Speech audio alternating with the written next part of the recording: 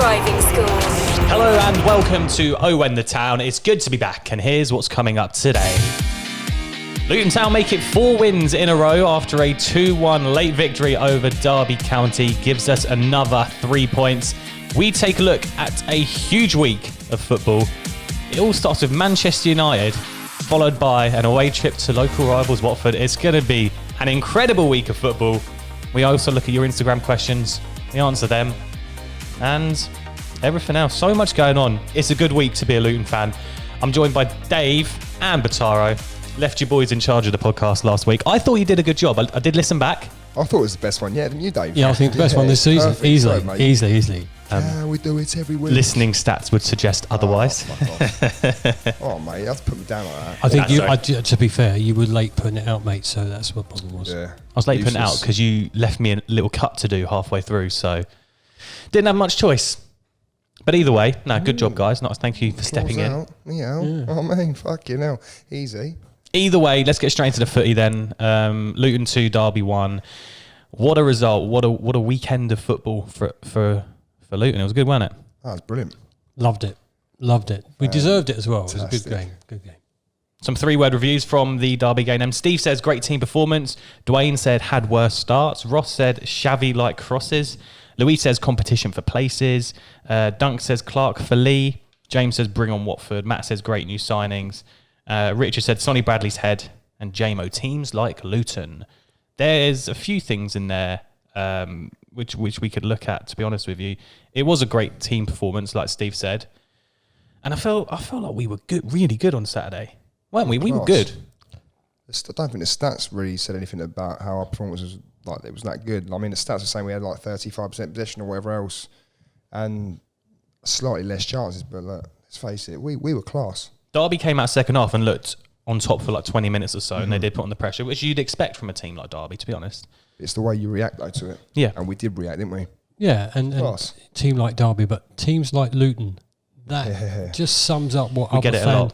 Well, that's what sums up what other fans think that we're going to be a pushover. Long may that continue, because we're not. We're not a pushover. We're a championship side, and we deserve to be where we are. As long as they underestimate us, I don't care. Exactly, we're there for a reason. So he gives a flying fuck-a-doodle.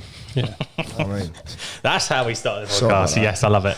Matt says great new signings, and I just think Jordan Clark has just been an unreal piece of business for a free transfer. Like, he's looked the real deal in these 4 games. Unreal, mate. I mean, look. I mean, I'm sure a few people question like, boy from action. I mean, it doesn't mean anything, but I never really heard of him before that. No, neither.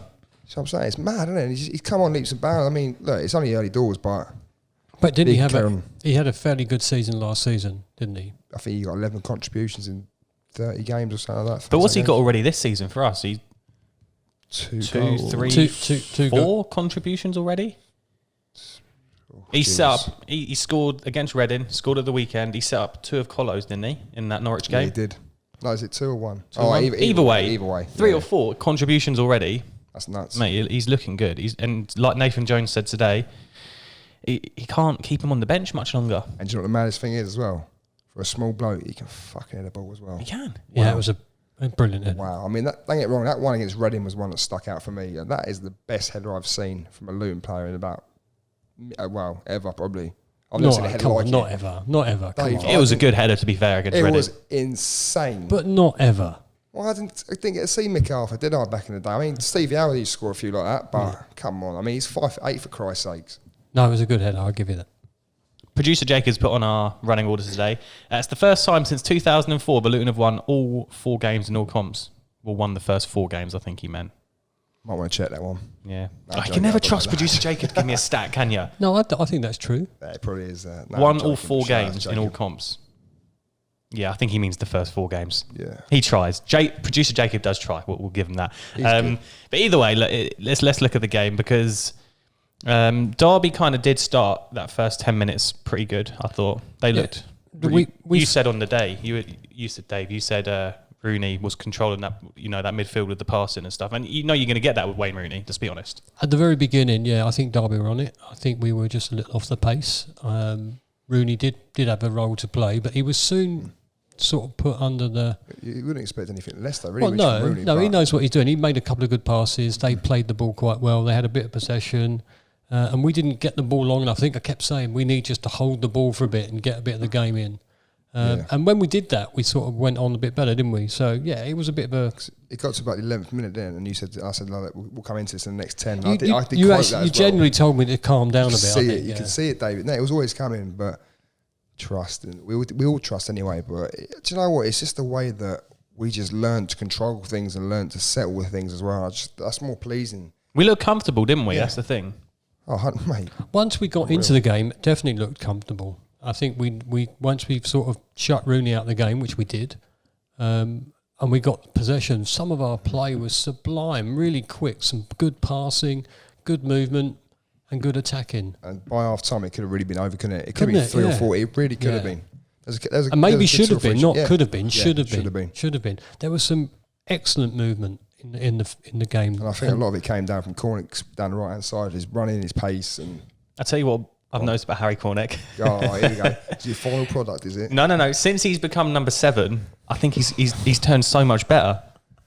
It's just the squad numbers made him so much better. Shut up. He's always been that good. You just don't see it. He is amazing. Before we move on to Cornick and the chance he had, do you feel like Saturday for me, if I compare that to some games we won at home last season, I just think that it's one of like them games I'd expect would have more of, where I did feel like we deserved and we were in control. I don't think we were really that under threat from Derby. Whereas last year, you look at some of our wins at home last year, and I still felt a bit unconvinced, and that maybe we got a bit lucky, or, you know, we had a bit of a, I don't know, just like a penalty or something, you know, to win the game. To a certain extent, because there was times that we sat here last season saying, oh, maybe we shouldn't have gained points from this or shouldn't have gained points from that. But then other times we should have gained points from games that we didn't kill it off or something like that. So it was, like I said, swings and roundabouts. But I feel we were more in control this term. We're getting there. We look like we look like an established. I know it's early days. People are going, some of the early doors, come on, calm down. But we're looking more established so far. Yeah.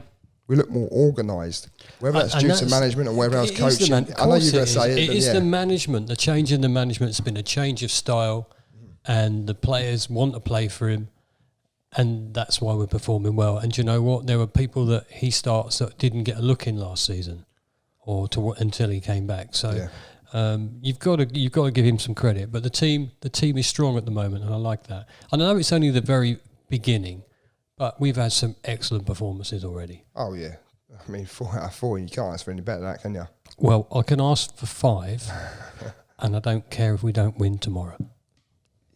Yeah, that's it. Just fuck tomorrow. Just Saturday. We'll get onto that in a bit, but let's look at the chances in the game then. So our first real chance came from Harry Cornick hitting the post. He did really well. Keeper was beaten, and as Simon Pitts said, if that goes in the near post, it goes in. It goes in, yeah. It was very unlucky from Cornick, but once again, it showed his cleverness and his brain, which I think the new number 7 for him has brought this on. Just incredible. I mean, it wasn't far off, was it? It was a good move. It was a good strike. He was clever. He just needed to be a little bit more to the left, and it goes in. Maybe dragged it a slight bit, but look, you can't do everything, can you? Let's face it. For me, he was the best player on the pitch in the first half. To be fair to Cornick as well, he's had easier chances than that. Last season he had easier chances, so I think he did well to even. And we did speak about Cornick and about his final ball.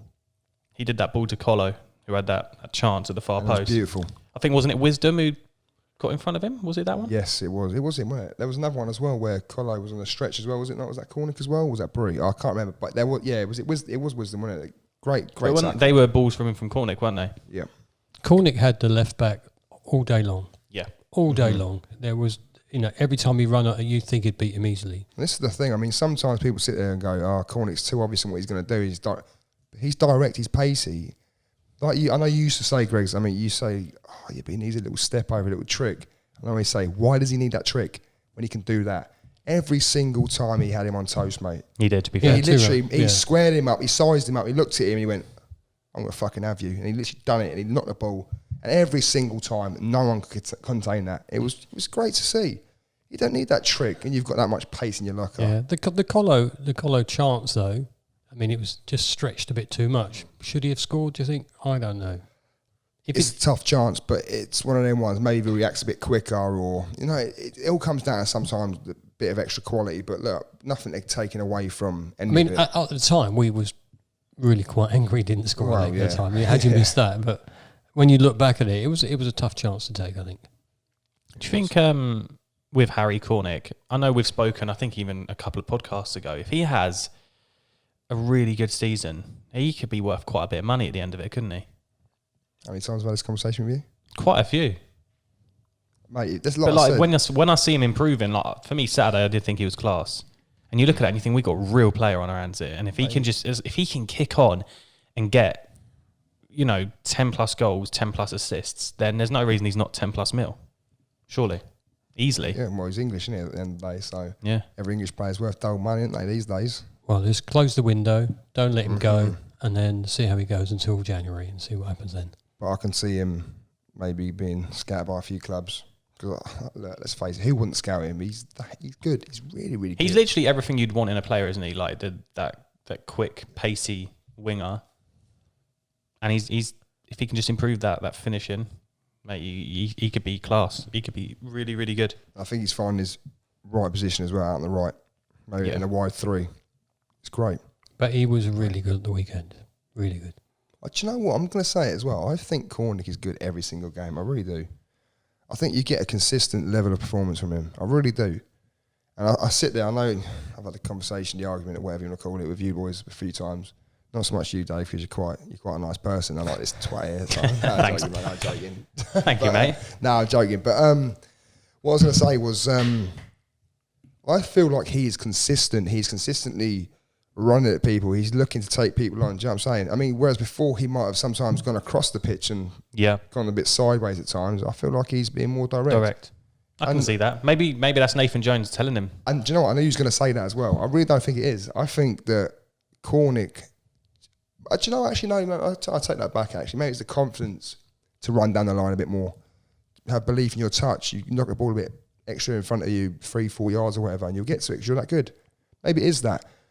But I just think people got on his back a bit too much last season. I think confidence is everything. Mm-hmm. When you realise you're winning every ball and that you're chasing everything down, you do better. I think it's up to him. I think predominantly it is him at the end of the day. Well, we went 1-0 up when Elliot Lee puts in a really good ball, and we didn't even know if Luke Berry's touched this. He must have got some kind of contact on him because he celebrated it like he scored. And the keeper, if you look at the pictures, goes out to catch it. Closes his eyes as well. Yeah. I think there was the slightest of touch, but it was a great move, wasn't it? And I feel like we deserved it, didn't we? We deserved this goal. And it's nice to see Lee contribute with a goal like that as well, isn't it? Because, after the year he had under Graham Jones, and now to be finally back in that team, he just needs to get his first goal again for us in this season, and then, he can kick on. Has he not scored yet then, even after lockdown? Not scored? Don't think he has he? Oh, no, yeah, Huddersfield. He scored against Huddersfield. Yeah. Okay, but first goal this season then. But either way, it was a great ball in, wasn't it? And Berry, again, someone else who's looked just so much better under Nathan Jones. Just like you said, everyone just looks good at the moment. Everyone looks good. Everyone looks confident. More fluency as well. Yeah. That comes from the dressing room, though. Mm-hmm. Definitely comes from the dressing room. And you know what? When he scored, I didn't think he touched it, but I think we watched it back. I got God knows how many times. There must have been a touch there for that goalkeeper not to stop it. Slightest of touches takes it away from him, and nothing more than we deserved. Nothing more. We could have been 2 up before he scored. Yeah, quite easily. Yeah, I mean, quite like easily. So there was 4 chances for me in the first half, and like I said, but it's great to see. Generally, it's nice to sit back and look at the game again and go, bloody hell, we were good that day. Bloody hell, there's been a long time since we could sit there and for the first 3-4 games go, we played well, we deserved that, and on Saturday we definitely deserved it. I was going to say, and we're also gaining the victories we got last season. Derby at home, Barnsley away. Fucking hell, mate. You get there, mate. Don't worry. Cut that bit. We're not cutting it. Jeez, I'm not doing any extra work tonight, mate. Straight to bed. But matching the results we had last season. Results last season. That's what. Yeah, there you go. Fuck me, you put it in such easy terms. But okay, there we go. But they're two tough fixtures. I think all 4 of our fixtures this season have been tough. You look at Derby at home, Norwich at home, Reading away. They're tough fixtures. We're beating them all. Barnsley away is not an easy fixture. No. Not at all. You always hope for a good start. always, and we've had it. We've had, but we don't. More than good start. But we don't always get a good start. So you always hope for a good start, but then it's a case of keeping that consistency up. Also, I love being 6 points above Wycombe again. It's great, isn't it? This is the thing, right? If and this is like the biggest. Oh, here we go. But like, if we avoid defeat to Watford, Wycombe's our next game after that. We take that. You know, this is potential to be such a good start to the season. Even, I hate to say it, even if we do lose at the weekend, we won't. And beat Wycombe, that's still an unbelievable start. Like, you would have taken... Yeah, of course. You would have taken 3 league wins from 4 games. 12, as long as if it wasn't Watford. Who would you rather lose to? Well, the team give me a W. Wycombe. Of course you would, right? So, at the end of the day, I'd let Wycombe beat a 6-0 for a 1-0 winner over Watford in the last minute. Steady on. Not 6-0. Come on, yes, you don't would. give them a 6-0. I'm seeing all sorts, man. What the fuck's going on no. right now? That's the main thing. No, come on. Steady on, though. 6-0. Come on. We're proper going off track here. Let's talk about the second half of the Luton Derby game. They did equalise, and it was kind of coming, wasn't it? Their equaliser. It obviously came from Jack Marriott as well. Was it poor? I think on the day you said that it was poor. See, for me, maybe I was just nitpicking. Was this after Ray went off as well, wasn't it? Yeah, I believe it was. It was just after our time, wasn't it? Maybe the 50th minute or so. But I don't know, whatever. But anyway, I felt there was 3 bodies in front of him, and I felt to myself, how the fuck has he squeezed that through 3 bodies? There needs to be more commitment there for me, because I was sitting there screaming at this monitor here, this screen, saying, someone's got to die in front of that. Someone's got to die in front of that. And next minute, they're going, for fuck's sake, how's that gone in? Yeah. It's literally one of them ones. I thought, but do you know what? Looked a bit easy, didn't it? It did, yeah. Maybe easy, but it was coming. We started poorly second half, the first 10 minutes. And Jack Marriott as well scored against us as well. It's typical, Why wouldn't he? Typical, yeah. Why wouldn't he? Disappointing, though. Disappointing because you want them to come out with the same energy they had in the end of the first half. And it just, Derby was never going to come out and not try and get straight. Yeah, of course. And, they're not a bad side. And you'd have expected them to come at you like that. So, disappointing that we did concede. We'd hope you sort of ride the storm for 5, 6 minutes, 10 minutes, and then you get back to the form you was on in the first half. But it didn't happen that way, which is disappointing. I think my main thinking with a game like that is I was sure Luton would get another couple of chances, but then you think like Derby are also now going to really start trying to create stuff, especially with the players they have and the quality they have. And we did get that second chance with Cornick down that left-hand side with that shot that went over the bar. And you thought, okay, actually, we're kind of pushing on here a bit, aren't we? And then, 87th minute, this new wonderful left-back we have, Reece Norrington-Davies, puts in the most beautiful cross, again, to Jordan Clark. Diving header. He scores the winner. It was a brilliant move. Brilliant. The cross was sublime, absolutely sublime. But you have to if you was a Derby fan, you'd be pretty pissed off that they weren't actually following him in, because he was wide open when he scored. It was a good run from him, don't get me wrong, but you'd be pretty fed up. Whereas we were the opposite. Yeah. Didn't you shout, Dave, at one point, who the fuck was marking him then? That's fucking great. I'm pretty sure that's what you said. It's true. It's true. Why wasn't there anybody there covering that position?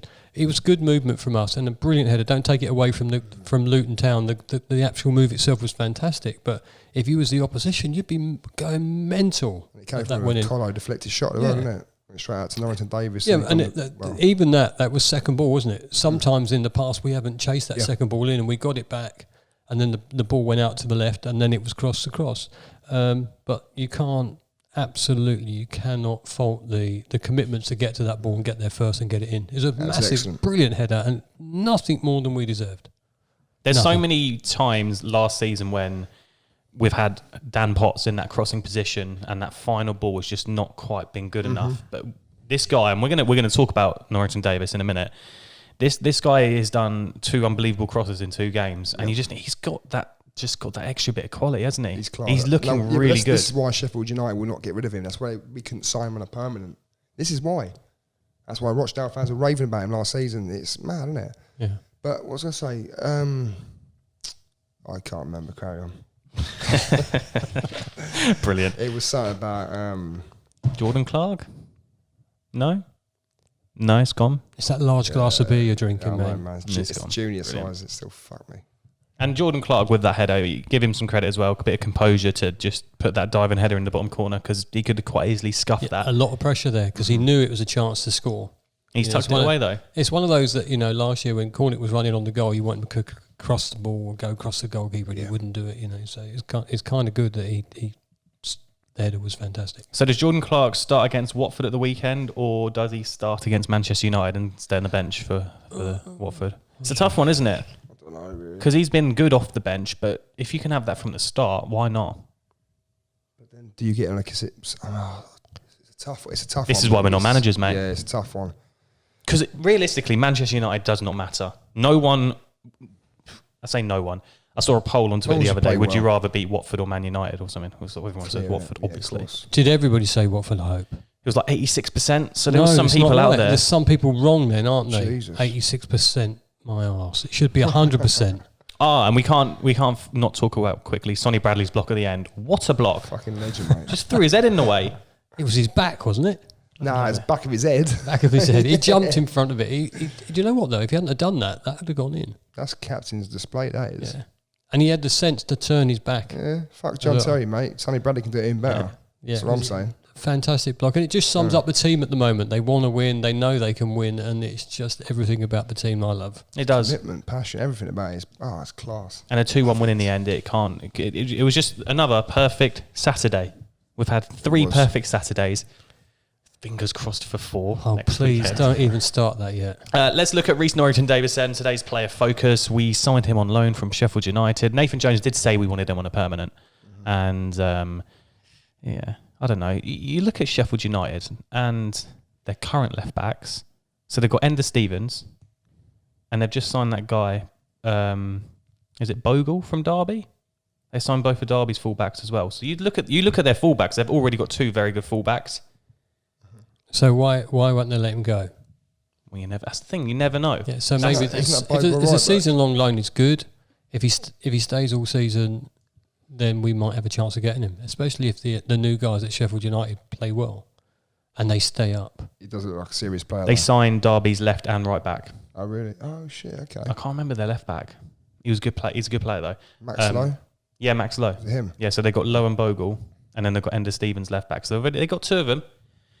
So maybe it could be, at the end of the season, if we have a few mil to spend.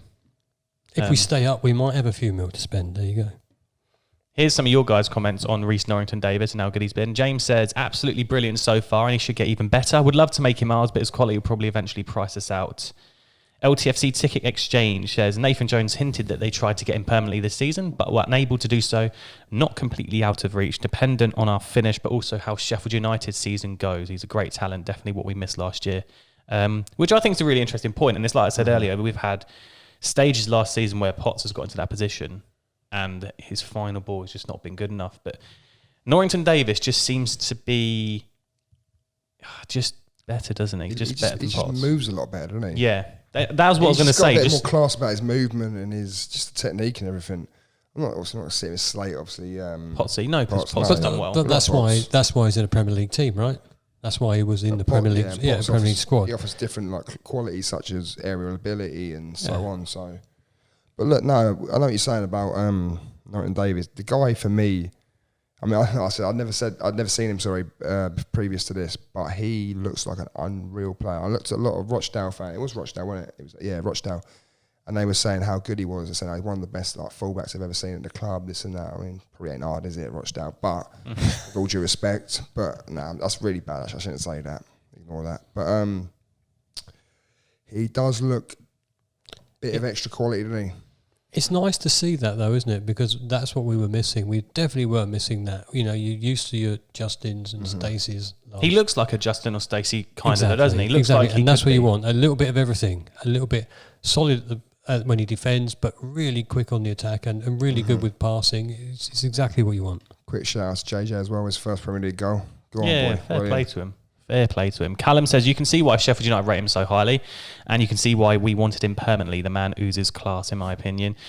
Chris says he's extremely promising, proper forward-thinking fullback, exactly as Nathan likes, possibly a bit to improve on defensively, and I think he's given a bit too much space on occasion in the first few games, but no doubt some good coaching will help him as he's got the ability, and a definite upgrade to what we had last year. And also, this is literally what I just said. Sheffield United just signed Max Lowe's cover for Ender Stevens, so he might find himself down the pecking order up there, which I'm saying is a good point, isn't it? Let's hope.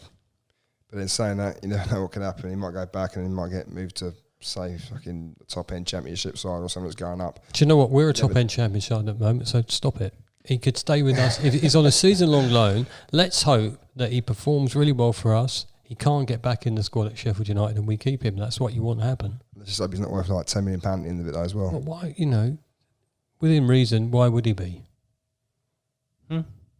Depends how many. If he gets like 15 assists from left back. Yeah, I was going to say. If he gets 15 assists from left back, he'll be back at Sheffield United. He won't come to us. Yeah, true. Chris says this young lad is going to be a star in the making. Should only improve as the season goes on.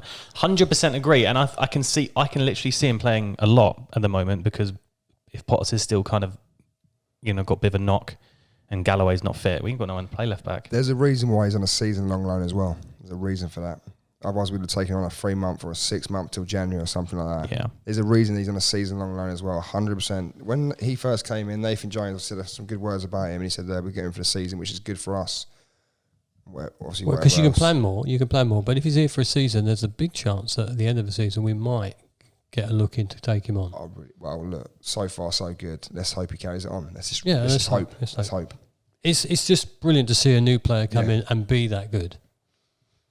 We've had some, as I said earlier, we've had a good transfer window so far. And if we can add 1 or 2 more, I know Jones has said that he's looking to add 1 more. Yeah. It could be very good. Let's talk about Manchester United then. Who would have thought when we started Owen the Town, we would be reviewing a week we're about to play Manchester United and Watford? Mad, eh? Not me. Literally not me.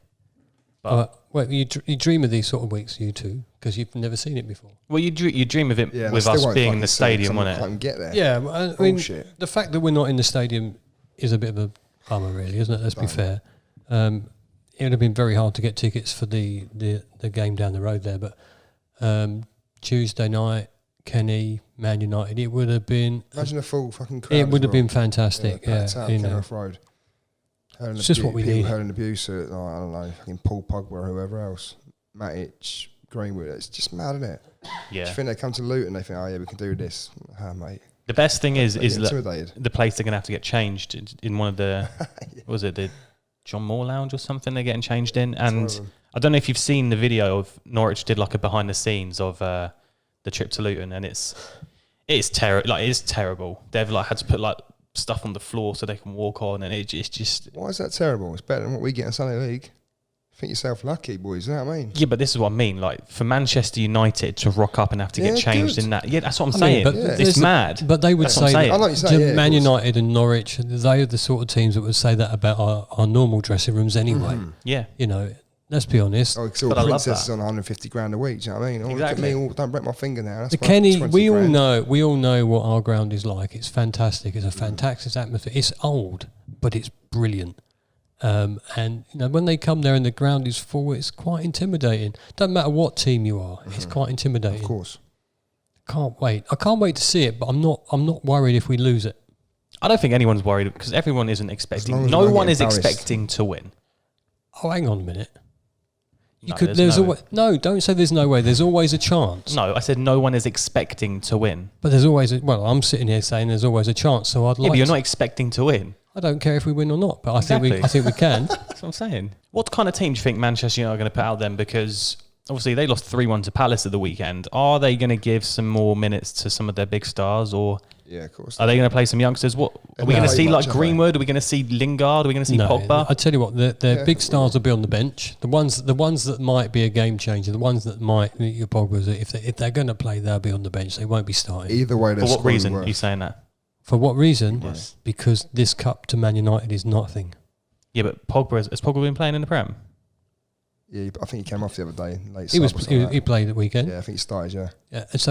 So no, they're going to the bigger players are going to be on the bench. The biggest players. No, the biggest players are going to be on the bench. I disagree. No. Okay, well, let's wait and see when they. Because I'd love to know what you're basing it on. You're not the biggest Manchester United knowledgeable fan, are you? I'm not, but that's a bit unfair. That's a bit unfair, right? I don't care about Man United. I really don't care. I don't care. I'm going. See you later. I literally don't. Genuinely, I literally don't care if they put out a full team or not. But I'm saying they are not going to put out a full team because the Premier League and the other competitions are far more important than the Carabao Cup or whatever it's called. Luton reserves, Man United reserves is going to be a good one. All I'm going to say is their team is going to be worth at least £100 million more than ours. Yeah, but it will be. That's the point. It will be worth more than that, surely. It will be worth. It will be a big team. It's a squad team for them. It will not be their first team in the whole. It will not. And if it is, I'm not even going to get a tattoo. But you know what I mean. You can still look at some of their play. I think like Van der Beek might play. Yeah, maybe because he didn't start the weekend. Greenwood might play. Either way, they're going to be fucking international players playing against us, which is mental. I mean, Wan-Bissaka needs fitness. I've heard he's playing tomorrow. I've heard that Dean Henderson's in goal already. Yeah, Phil Jones probably going to be centre half. Yeah, you can't. They've got a bigger squad than us. They've got a bigger squad in depth than us. They've got better players than we have. But you know what? Either way, Fred Matic will outline. Do you know what? We've beaten them before. Why can't we beat them now? Don't get it wrong. I'm saying I can see us nicking the thing goal. I think the complete the thing that's missing from tomorrow is the crowd. If the crowd on their backs, it would have been maybe a different game. I think. Because there's no crowds, it's a bit of a leveler. It doesn't really matter whether you're playing home and away. We said that before. I just hope that we go there. Well, I just hope that obviously Luton get in there tomorrow, get stuck in from minute one. A good performance. That's all you're looking for. Kick the living shit out of them. I really hope we do that. No, I'd like to see us do it. I really would, because you know what? These little fancy fucking Premier League players. I'm 150 to 200 grand a week. Or look at me, I'm great, but you're still pretty shy in the Premier League. But never mind. I'd like to see us go there or. Go there, stay at home, whatever you want to call it. Just kick the crap out of Man United. Just kick them into next year, please. Let's hope we can do so. Do you know what I'm excited for as well? The fact it's on Sky Sports main event. There's going to be millions of people watching us on TV. We're going to be trending on Twitter all night. Everyone's going to have an opinion on us. Especially 1-0, yeah. Of course. And I'm just thinking podcast-wise on our Twitter page, there's so much room for impressions and exposure. It's going to be good. I'm just excited for tomorrow. It's going to be so good. Let's get into some Instagram questions. Then we'll start with Zanes, who says, "Can we have score predictions for Manchester United and Watford?" 1-0 to 1-0 both games to Luton, and 1-0 Saturday. Yeah. Right. I'm gonna be very controversial. And I generally think if we're going to beat Watford, I'd like to do it 2 or 3. Why not? Yeah, why not? Yeah, but if we squeak a 1-0, 90th minute, I don't care. And for Man U, do you know what? I don't care either, but let's go with... I do care, actually. I don't even know someone don't care. 2-0 to us, because we're going to do them. Mark my words, man. Make my words. Dan says, "Is Nathan Jones a club legend?" And I'm really confused here. Producer Jacob is... we'll tell you about Producer Jacob. He's a lovely lad. I used to go to university with him. He's been working on the podcast with me for since we started. He's put here, Nathan Jones, and he's put some stats. He's put wins, but he's put 18,395. Am I reading that wrong, guys? Yeah, you're reading that wrong. What's this man to say? How many wins has he had? Well, I'm going to say it's 95 wins, 38 draws and 1 loss. That can't be right. No, 183 wins, 95 draws, 38 losses and 1 promotion save. That's it, yeah. That's rubbish. Right, no, he's not a legend. No, he's not. Can we just, for those listening and not watching, let's just recap what that actually meant to say then. So Nathan Jones has got 183 wins, 95 draws, 38 losses. 1 promotion. 1 promotion. Saved us from relegation. Yeah, you know what? I need to check that, though. Sorry, Jacob. Love you, mate, but you might need to check that. Well, the question was, is he a legend? No, not yet. Not yet. But you know what? If he pulls off that result next Saturday, I think we're all going to love him a bit more, aren't we? Yeah. Next Saturday is the big. I mean, forget the rest of this week. Next Saturday is the one game we really want to go to. So, could he be a legend off the back of that? You know, he can start building it. It's weird. Do you know, I always get nervous before a game, right, or build up to a game. I'm not nervous for tomorrow at all.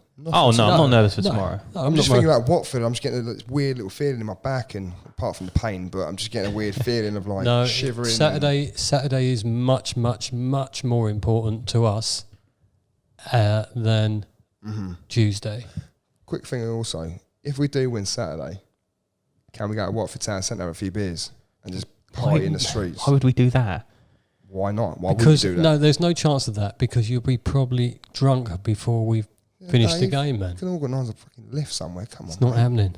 Well, it is. We had a tweet in the other day saying you guys should milk this week on the podcast. I think we're going to do it, haven't we? Yeah. We're going to do a podcast Yeah. We'll do a pre-Watford podcast after the Man United game where we'll review United. We're spoiling you this week. Trust us, we're going to spoil you.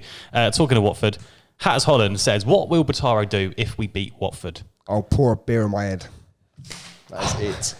No, in here you won't. It's silly. Well, No, he could do it. He could do it outside. Do it outside? Do it outside, yeah. You've got lovely heated floor that'll dry up nicely. Look at that. Lovely. Look at it. Yeah. So there you go. That's the first time he's missed the mic tonight. So we'll hold you to that. We beat Watford. We're pouring 2 beers over your head. That's fine. You can all pour a beer. You can just spray You it can out film your it, mind. put it up on YouTube. I'll say, no, I'm not going to say that, yeah. I'm unsure where this conversation's going, to be honest with you. Tom says, after the start we've had, whereabouts in the league do you see us finishing? Oh, Tom, it's a bit early to Playoffs, mate. Do you know what? I think Fourth. I said... Safety. Well, I said at the beginning when we were previewing the season, you said I thought we could push for... Why can't we push for the playoffs? And you lot laughed at me. At the moment, you could push for the playoffs. But safety is our... Moment. Yeah, At the moment. Yeah, at the moment we could. Why not? Why not aim for that? One block at a time, Dave. Let's go one block at a time. I don't think, we want to consolidate. We don't want to be in the position we were last season with games to go, and it'd be much better if we're not playing to stay up. Playoffs. We're going up, boys. It's happening. If you could Premier League dream is on. No. We're going through the playoffs to Wembley with no fucking fans. Can you imagine we got to the Carabao? Imagine. No. Imagine we beat Man United at home, Watford away, get to the Carabao Cup final, get to the playoff final, all with no fans. How about this? How about this? We go unbeaten the whole season and we win every single If game. we get to the playoff... With no fans. Hey, what we're thinking here, Luke, though, if we get to the playoff finals and it's Brentford, you'll have to get us a couple of tickets. Mm-hmm. Don't think that's possible, if I'm being honest. It better be. Yeah. Just say it, mate. We're just saying, we'll have yours. Yep. No chance. I don't even have a season ticket. It's the closest I can get. Either way. I could do a deal. Straight up a deal. Get the tickets for Wembley if it's in the playoff final. I'll be at Kenilworth Road in a month's time, actually. I'm very excited. All right, mate. Yeah. Fucking Supposed to rub it in. Oh, look at me. I haven't got a season ticket, but I'll go and watch fucking Brentford. Oh, Luton Brentford. Fuck off. Yeah, sorry, mate. It's my job. Either way, Will says, thoughts on Chris Cohen becoming a coach at the club? I was really happy with that. I really rated him as a player, Yeah. Chris Cohen. I thought he was class. He was decent, wasn't he? He was a Forest boy, though. Forest and Bolton or whatever. Yeah, I think so. Yeah, it was, wasn't it? He was really good, though, at Forest.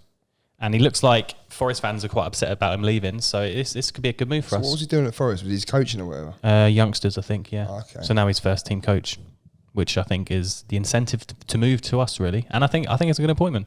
What do you think, Dave? Because you know everything about Chris Cohen. Not too much, if I'm honest.